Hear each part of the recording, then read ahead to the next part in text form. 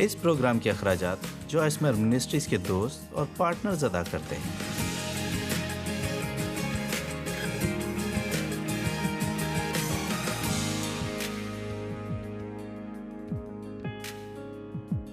روزمرہ کی زندگی سے لطف اٹھانے کے لیے ہمارے ساتھ شامل ہونے کا شکریہ۔ میری دعا ہے کہ آپ نہ صرف پروگرام سے لطف اٹھائیں بلکہ آپ کچھ سیکھیں گے جو آپ کی زندگی کو بہتر بنائے گا۔ آج میں آپ سے بات کرنا چاہتی ہوں کہ اصل میں حقیقی اعتماد کیا ہے۔ ہم سب اعتماد چاہتے ہیں، ہم سب کو اعتماد کی ضرورت ہے۔ کچھ لوگ پر اعتماد ہوتے ہیں لیکن کچھ ہیں جو کہ نہیں ہوتے لیکن ہونا چاہتے ہیں۔ اس لیے اعتماد کیا ہے؟ اعتماد یقین دہانی ہونے کی خصوصیت ہے جو کہ ایک شخص کی رہنمائی کرتی ہے کہ وہ کوئی کام کرے۔ عام طور پر ہم قدم نہیں اٹھاتے اور کچھ نیا کرنے کی کوشش نہیں کرتے اگر ہمیں اعتماد نہیں ہے کہ ہم یہ کر سکتے ہیں۔ یہ اعتقاد ہے کہ ہم کچھ کرنے کے قابل ہیں اور ہمیں قبول کیا جائے گا۔ جب ہمارے اندر اعتماد نہیں ہوتا تو یہ بات ابلیس کو بہت پسند ہے اور ہم ہر وقت اپنے لیے برا محسوس کرتے ہیں اور ہم ناکامی سے خوفزدہ ہوتے ہیں۔ میں لوگوں کو متواتر بتاتی ہوں، آپ یہ کبھی نہیں جان سکیں گے کہ آپ درست ہیں جب تک کہ آپ قدم اٹھانے کے لیے تیار نہ ہوں اور کوشش نہ کریں کہ آپ غلط ہیں یا صحیح۔ میں آپ کو بتانا چاہتی ہوں کہ دنیا میں غلط ہو جانا کوئی اتنی بری بات نہیں ہے جو آپ کے ساتھ بھی ہو سکتا ہے۔ آپ میں سے بہت نہیں جانتے کہ آپ زندگی میں کیا کرنا چاہتے ہیں۔ آپ بہترین کام یہ کر سکتے ہیں کہ قدم اٹھائیں اور دریافت کریں۔ آپ کو یہ جاننے میں زیادہ وقت نہیں لگے گا کہ آپ کس جگہ کے لیے مناسب ہیں اگر آپ جاننے کے لیے تیار ہیں کہ آپ کس جگہ کے لیے مناسب نہیں ہیں۔ اعتماد ہمیں دلیری دیتا ہے کہ ہم اپنا ذہن کھلا رکھیں، ہمیشہ سادہ، خدا کے خوف میں رہتے ہوئے سیدھی اور سچی بات کریں۔ اعتماد ایمان ہے، خدا پر ایمان، دوسروں پر یقین، خود پر یقین۔ کسی چیز یا کرسی پر اعتماد، میں اس کرسی پر نہیں بیٹھ سکتی اگر مجھے اعتماد نہ ہو کہ یہ مجھے تھام سکتی ہے۔ اعتماد ہمیں قابل کرتا ہے کہ خوف کے بغیر زندگی گزاریں اور محفوظ محسوس کریں۔ ہم سب ایسا ہی چاہتے ہیں، ہم خوف کے بغیر جینا چاہتے ہیں اور محفوظ محسوس کرنا چاہتے ہیں۔ جانتے ہی آپ کی میراث کا حصہ ہے کہ آپ پر اعتماد ہوں، پر یقین ہوں۔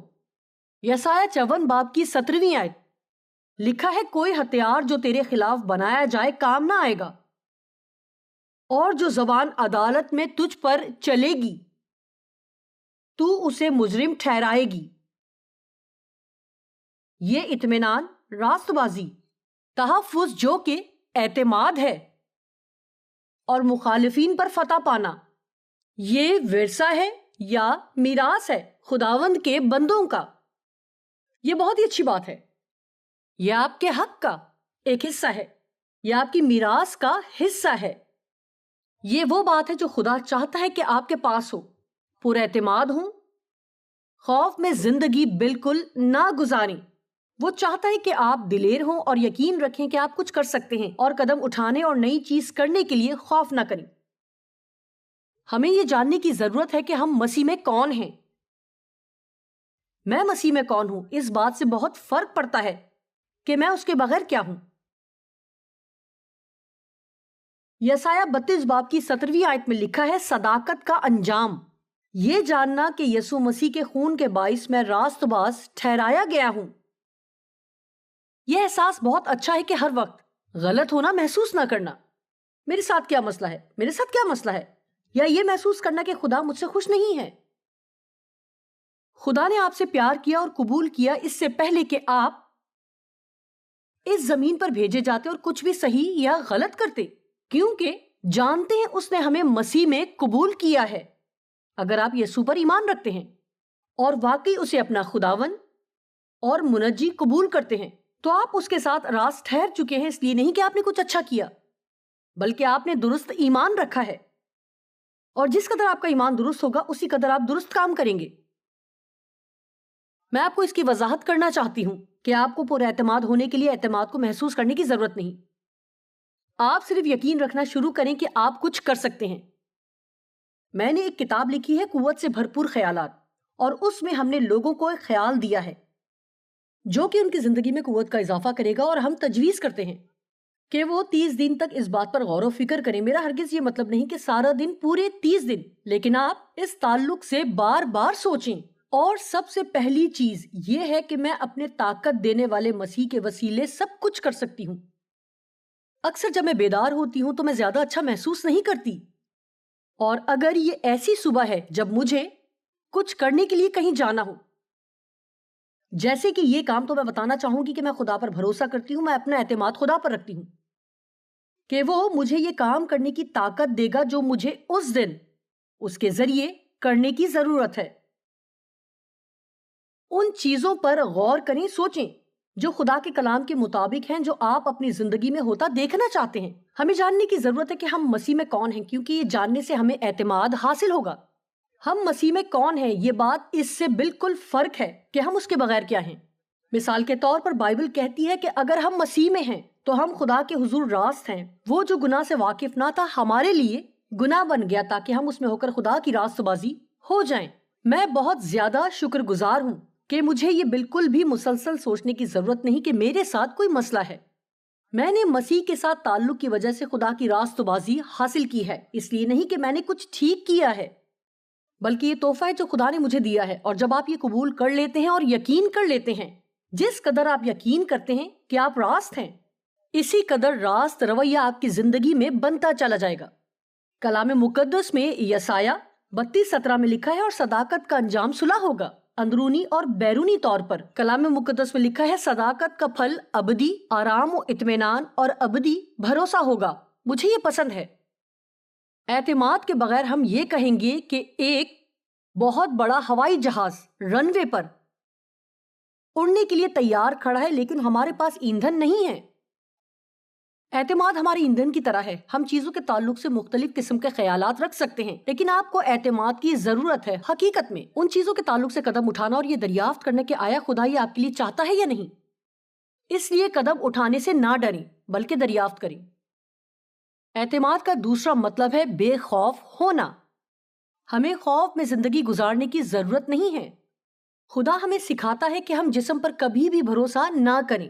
خدا نہیں چاہتا کہ ہمارا بھروسہ خود پر ہو، وہ چاہتا ہے کہ ہم اس پر بھروسہ رکھیں۔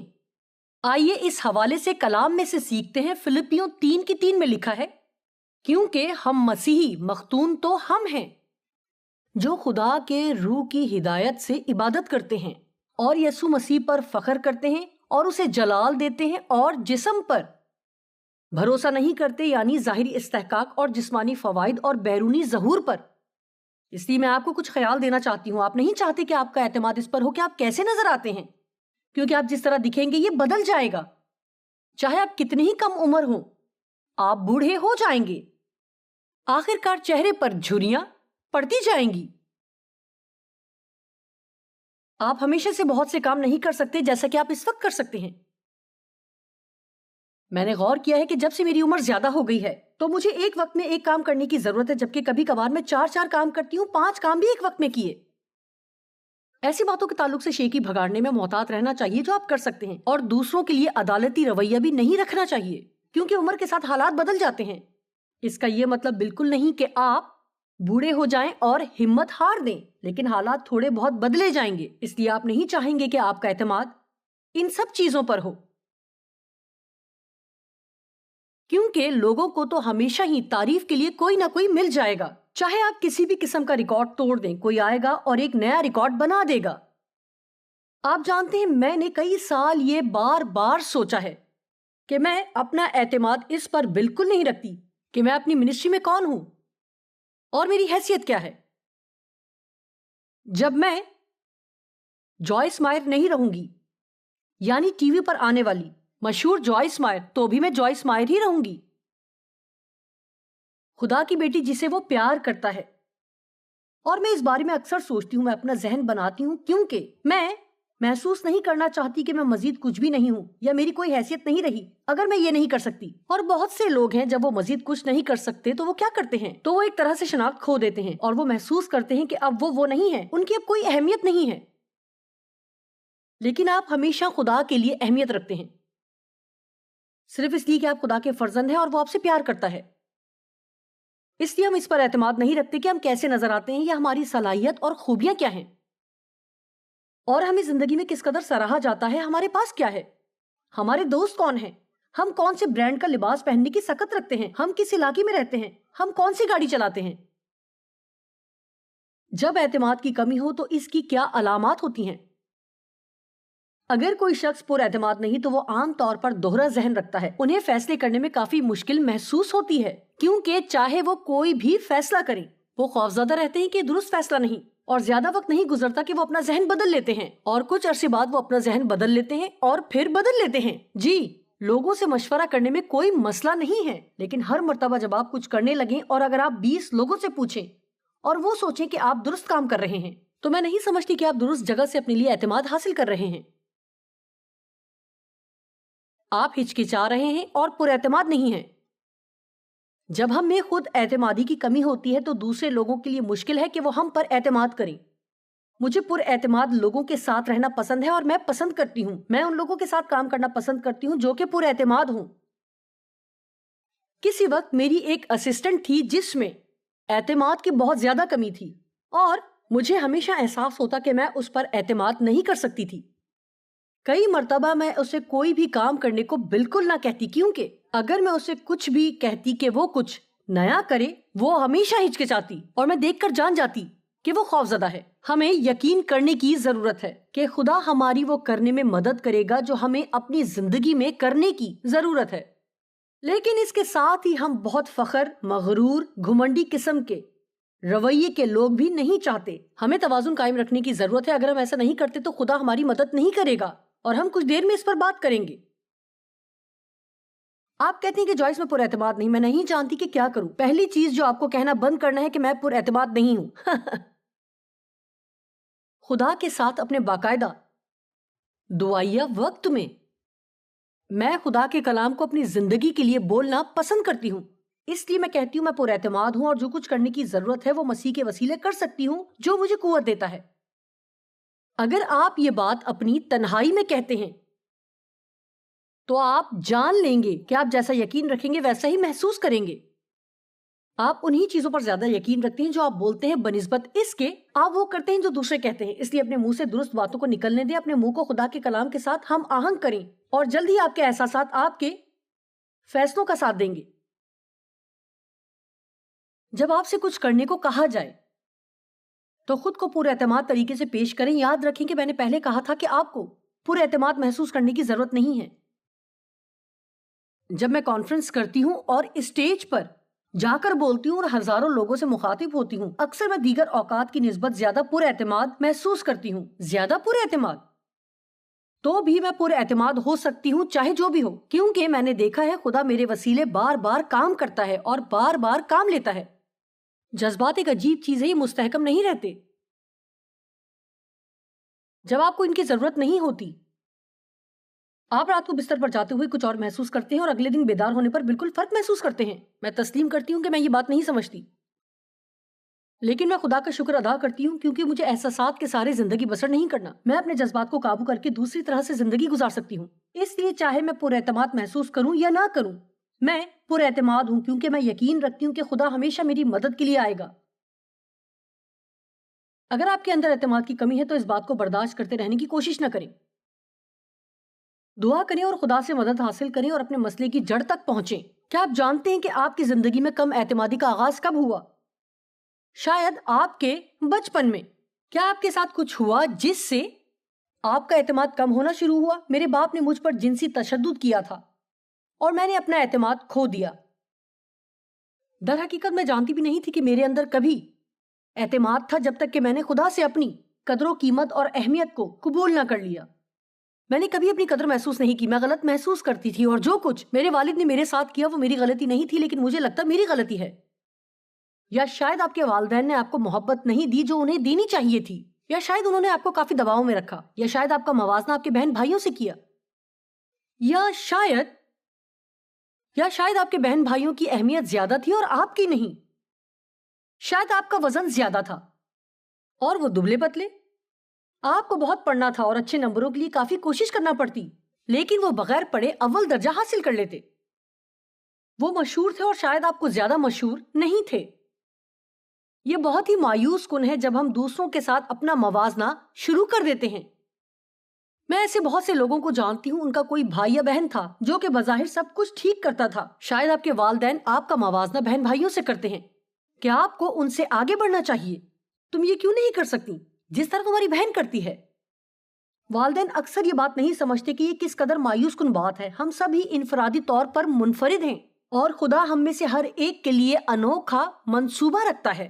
میں چاہتی ہوں کہ آج کے پیغام میں سے ایک چیز یاد رکھیں۔ اگر آپ کو کچھ اور یاد نہ بھی رہے تو یہ یاد رکھیں کہ آپ کو کسی اور کی طرح نہیں ہونا ہے۔ آپ جو ہیں بالکل وہی رہیں۔ آپ اپنی بہترین صلاحیتوں کو پیش کریں اور جو آپ کر سکتے ہیں۔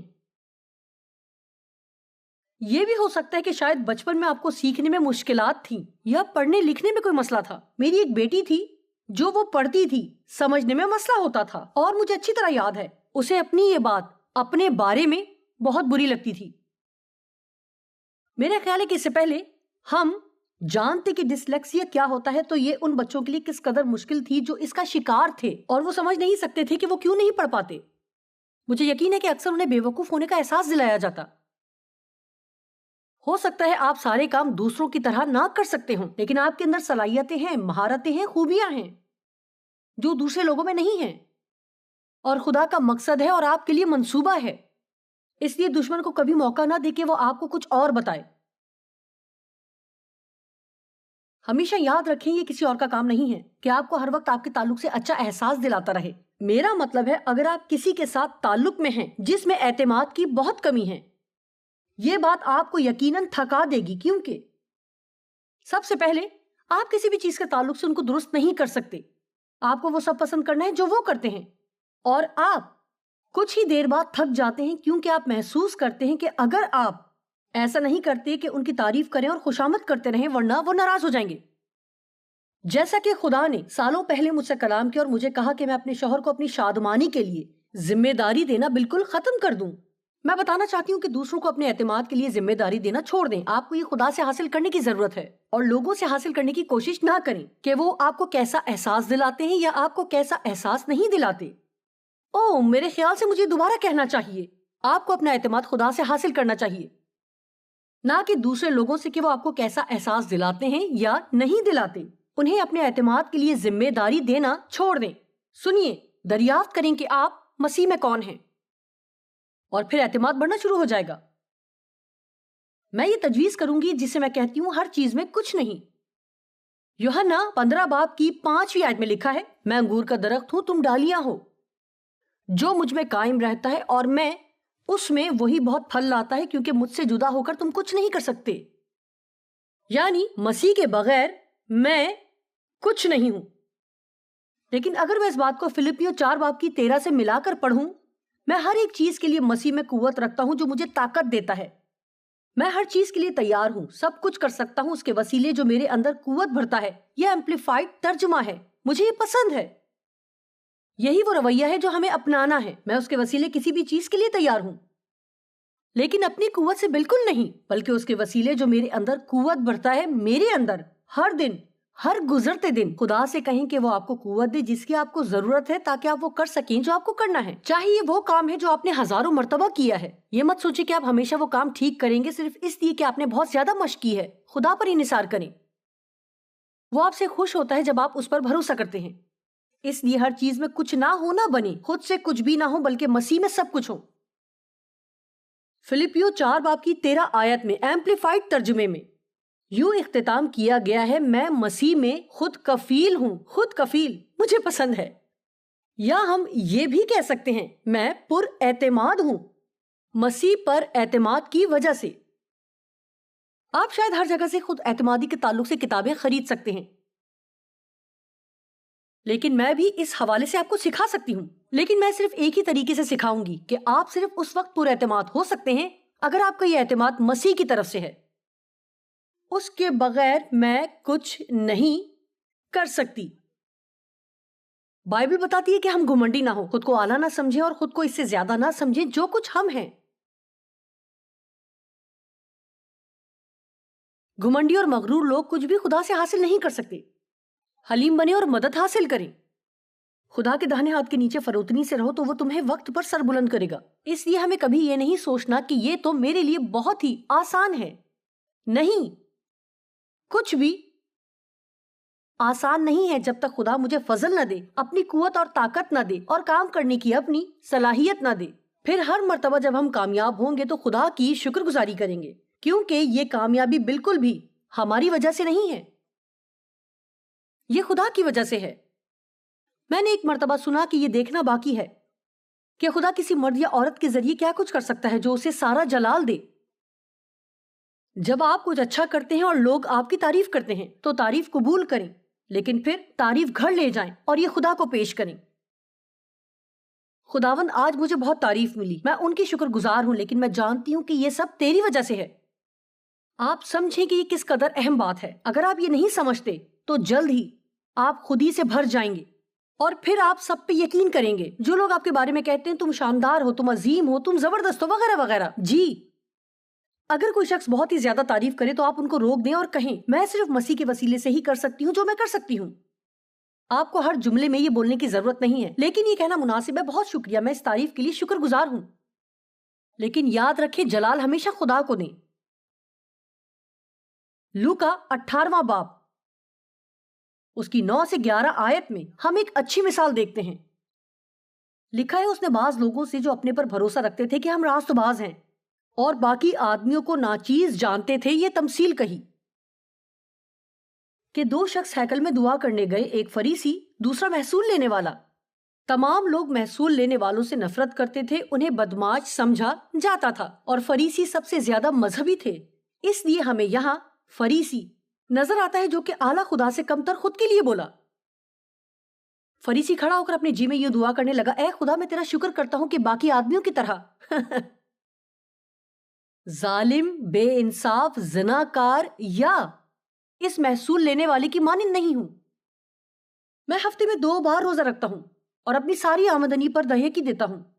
وہ خود پر بہت فخر کرتا تھا، لیکن محصول لینے والے نے دور کھڑے ہو کر اتنا بھی نہ چاہا کہ آسمان کی طرف آنکھ اٹھائے، بلکہ چھاتی پیٹ پیٹ کر کہا، اے خدا مجھ گناہگار پر رحم کر. میں تم سے کہتا ہوں کہ یہ شخص دوسرے کی نسبت راست باز ٹھہر کر اپنے گھر گیا، کیونکہ جو کوئی اپنے آپ کو بڑا بنائے گا وہ چھوٹا کیا جائے گا، اور جو اپنے آپ کو چھوٹا بنائے گا وہ بڑا کیا جائے گا.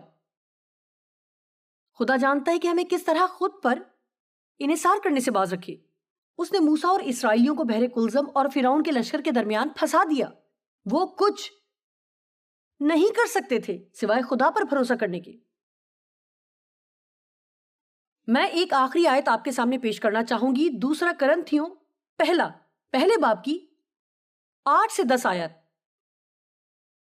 اے بھائیو، ہم نہیں چاہتے کہ تم اس مصیبت سے نا واقف رہو جس کا تجربہ ہم نے آسیہ کے صوبہ میں کیا.